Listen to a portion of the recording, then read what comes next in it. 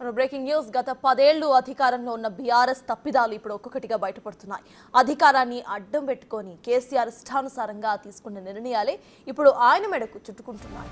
అయితే కేసీఆర్ హయాంలో 10 ఏళ్ల పాటు చేసుకున్న విద్యుత్ ఒప్పందాలు, ప్లాంట్ల నిర్మాణంలో తప్పిదాలు బయటపడుతున్నాయి. వీటిపై జస్టిస్ మదన్ భీమ్రావు లోకూర్ కమిషన్ విచారణ జరిపి నివేదికను రెడీ చేసింది. రీసెంట్ గా ఈ నివేదికను తెలంగాణ మంత్రివర్గం ఆమోదించింది.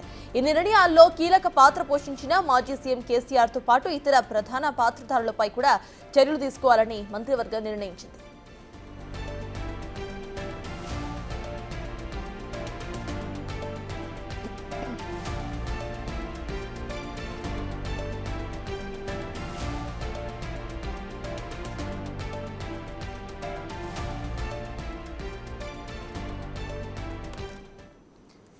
మొత్తంగా గత 10 ఏళ్ల అధికారంలో ఇటు బీఆర్ఎస్ చేసిన తప్పిదాలన్నీ కూడా ఇప్పుడు ఒక్కొక్కటిగా బయటకు వస్తున్నాయి. ఇదే అంశంపై పూర్తి డీటెయిల్స్ ను మా అసోసియేట్ ఇన్పుట్ ఎడిటర్ నగేష్ అందించడానికి సిద్ధంగా ఉన్నారు. నగేష్, చెప్పండి, ఇటు గతంలో అధికారాన్ని అడ్డంగా పెట్టుకొని కేసీఆర్ చేసినవన్నీ కూడా ఇప్పుడు ఒక్కొక్కటిగా బయటకు వస్తున్నాయి. అసలు అప్డేట్స్ ఏంటి? బీఆర్ఎస్ డిఫెన్స్ లో పడిపోయిందని చెప్పుకోవచ్చా? దాని గురించి ఏమంటారు?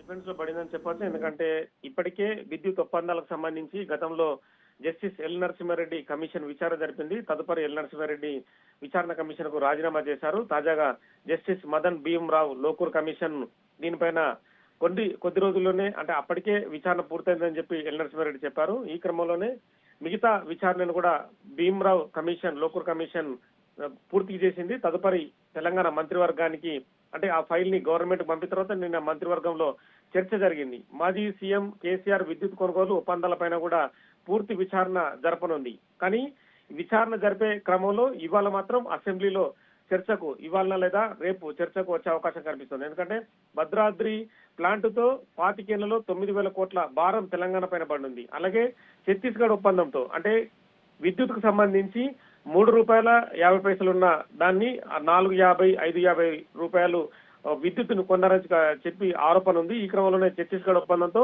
3,642 కోట్ల నష్టం కూడా తెలంగాణకి పడనుంది. అలాగే గనులకు దూరంగా యాదాద్రిలో, అంటే మేలచెరులో పవర్ ప్లాంట్ నిర్మించాలని చెప్పి వీళ్ళు నిర్ణయించారు. కేవలం రవాణా ఖర్చే 1,600 కోట్లు తెలంగాణ పైన భారం పడుందని చెప్పి కూడా నివేదికలో పూర్తిగా పేర్కొన్నారు. ఎందుకంటే గత కొద్ది నెలలుగా, అంటే దాదాపుగా ఈ వ్యవహారం అంతా కూడా 10 నెలలుగా విచారణ సాగుతుంది. ఇందులో విద్యుత్కు సంబంధించి చాలా మందిని విచారించారు. ఇందులో మాజీ ఎవరైతే విద్యుత్ అధికారులు పాల్గొన్నారో వాళ్ళందరినీ, రఘు లాంటి వాళ్ళని, మిగతా అందరినీ కూడా, ఎందుకంటే విద్యుత్ ఎందుకు తెలంగాణ నుంచి పక్క రాష్ట్రాల్లో కొనుగోవాల్సి వచ్చింది, 2 విద్యుత్ ప్లాంట్లను కూడా ఎందుకు నిర్మాణం చేయాల్సి వచ్చింది, ఎందుకంటే భద్రాద్రి పవర్ ప్లాంట్ అనేది పాత టెక్నాలజీతో, కాలం చెల్లిన టెక్నాలజీతో నిర్మాణం ఎందుకు చేయాల్సి వచ్చిందని చెప్పి కూడా దీనిపైన విచారణ జరిపారు. వాళ్ళందరూ కూడా, విద్యుత్ నిపుణులందరూ కూడా దీనిపైన రకరకాల అభిప్రాయాలు కూడా కమిషన్ చెప్పారు. సూపర్ క్రిటికల్ పవర్ తో పోల్చుకుంటే సబ్ క్రిటికల్ లో దాన్ని, ఏదైతే సూపర్ క్రిటికల్ పవర్ ను ఎందుకు వాడలేదని చెప్పి కూడా వీళ్ళందరినీ క్వశ్చన్ చేశారు. వాళ్ళందరూ కూడా అదే సమాధానం చెప్పారు. ఎందుకంటే కాలం చెల్లిన ఏదైతే పరికరాలు బిహెచ్ఎల్ నుంచి కొనుగోలు తీసుకొచ్చి అవన్నీ కూడా అక్కడ ఫిట్ చేశారని చెప్పి కూడా ఆరోపణలు. ఈ క్రమంలోనే ఇక్కడ కూడా యాదాద్రి పవర్ ప్లాంట్ ను కూడా నిర్మాణం ఎందుకు చేయాల్సి వచ్చింది, ఎక్కడో విద్యుత్ గన్లు రామగుండంలో ఉంటే, సింగరేణి గన్లు ఉంటాయి, ఇక్కడ నుంచి అక్కడికి బొగ్గును తరలించడానికి 1,600 కోట్ల భారం పడుతుంది. ఇక్కడ నుంచి అక్కడికి ఎంత దూరం, ఆ దూరంలో ఎందుకు నిర్మాణం చేయాల్సి వచ్చిందన్న దానిపైన కూడా పూర్తి విచారణ జరిపారు. ఎందుకంటే ఇక ఛత్తీస్గఢ్ కు సంబంధించి కూడా ₹3.60కే భారతదేశ వ్యాప్తంగా ఒక యూనిట్ కి పవర్ లభిస్తుంది. కానీ దాన్ని ₹4.5 పెట్టి బయట మార్కెట్ లో ఎందుకు కొన్నారు, అంటే ఇది కూడా యూనిట్ ₹7 కూడా వీళ్ళు కొనాల్సిన పరిస్థితి ఒక్కొక్క టైంలో ఏర్పడింది. కానీ పవర్ మాత్రం ఛత్తీస్గఢ్ నుంచి తెలంగాణకు రాలేదు. 1000 మెగావాట్ల కరెంట్ ను తీసుకోవడానికి కూడా ఒప్పందం చేసుకున్నారని చెప్పి కూడా ఛత్తీస్గఢ్ ఈ మధ్యన తెలంగాణ ప్రభుత్వానికి తెలిపింది. పవర్ తీసుకోకున్నా కూడా 2,000 కోట్ల అదనపు భారం తెలంగాణ పైన పడిందని చెప్పి కూడా ప్రభుత్వం నివేదికలో తేల్చింది. ఎందుకంటే కమిషన్ నివేదికలో తేల్చింది. నిన్న వీటన్నిటిపైన కూడా నేను మంత్రివర్గ సమావేశంలో సుదీర్ఘ చర్చ జరిగింది. 4 గంటలకు పైగా జరిగిన ఈ చర్చలో ఈ విద్యుత్ ఒప్పందాలకు సంబంధించి ఖచ్చితంగా శాసనసభలో, అంటే ప్రజలందరికీ తెలిసే విధంగా చర్చ లేవనెత్తి దీనిపైన కూడా ఉప ముఖ్యమంత్రి బట్టి విక్రమార్క విద్యుత్ శాఖ మంత్రిగా ఉన్నారు.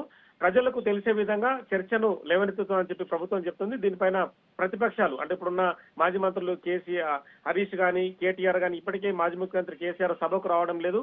సమాధానం చెప్పాల్సిన కేసీఆర్ రాకపోవడంతో మరి దీనికి అప్పటి విద్యుత్ శాఖ మంత్రి ఉన్న జగదీష్ రెడ్డి మాత్రం ఇప్పుడు సభలో లేరు, తను ఓడిపోయారు. మరి కేటీఆర్ సమాధానం చెప్తారా, లేదంటే మాజీ మంత్రి హరీష్ రావు సమాధానం చెప్తారా చూడాల్సి ఉంది. ఎందుకంటే ఎందుకు పవర్ ప్లాంట్లకు దూరంగా రైట్. ఇవన్నీ కూడా ఈ చర్చకు జరిగిన తర్వాత అసెంబ్లీ నుంచి డైరెక్ట్ గానే పోలీస్ కేసు నమోదు చేయడానికి కూడా ముందుకెళ్లే అవకాశం కనిపిస్తుంది. ఈ కేసు కూడా ఏసీబీకి అప్పచెప్పి తదుపరి విచారణ కొనసాగే అవకాశం స్పష్టంగా కనిపిస్తుంది. Right, thank you Nagesh.